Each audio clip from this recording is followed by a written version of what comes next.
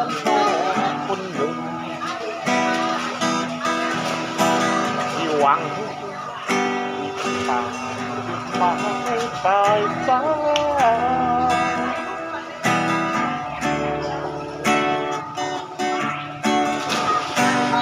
เหนื่อยจะยอมฝ่าฟันบากบั่น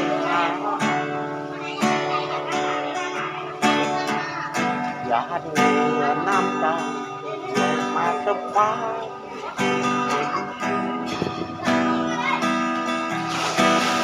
รู้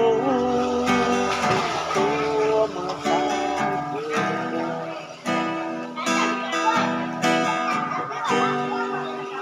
บาดแผล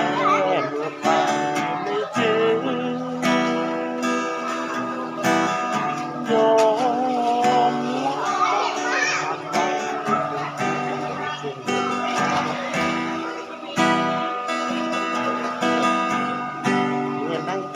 ยนชารา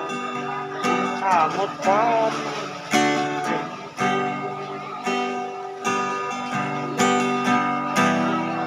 มัวลงเมืองสีวิไลมุ่งขึ้นไปหลักแต่ทางก็คือแหล่งน้ำเขาก็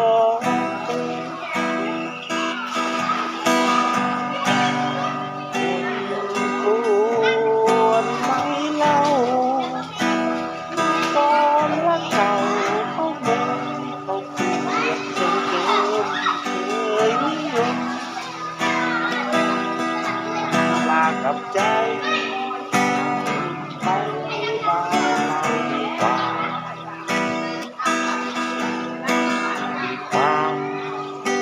เป็นมาในเมืองเรามาชมถ้าคุณมองฟ้าตั้งสัญญาอ่อนนุ่มเก็บฝันบ้างให้ลาบนแรงลมอยู่ใน